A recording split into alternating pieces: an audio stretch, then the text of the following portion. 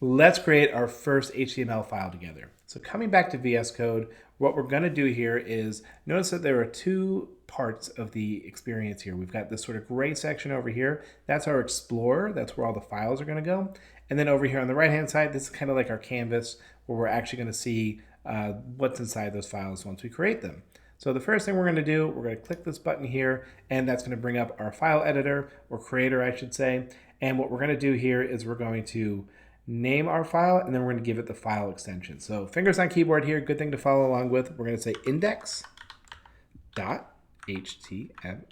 and we'll hit enter. And that will create our file for us. So I know you're probably wondering, index, why are we calling it that? And then what is this .html thing as well?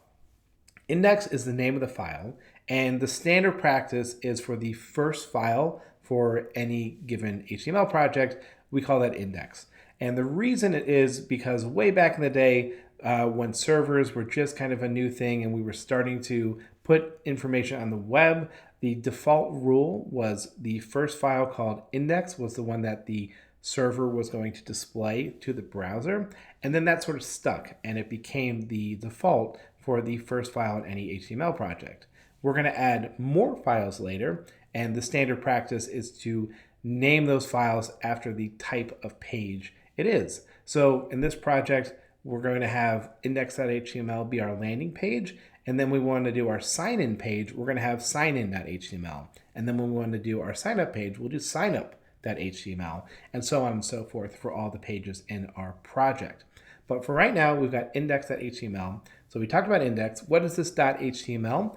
That's just the extension name, and it tells the computer what type of file it is. So as designers, we might be familiar with image formats, right? We've got JPEGs and PDFs and PNGs.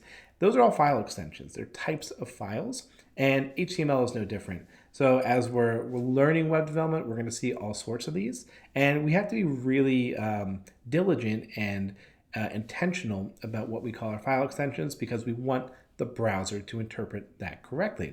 So here we go. We've got our first file up. The other thing I'm going to do here is if you hover over the middle, you can click and drag your Explorer. I'm just going to drag this all the way over here so we have a little bit more room for the file once we start editing. But now we're ready to go. We're ready to start writing our HTML.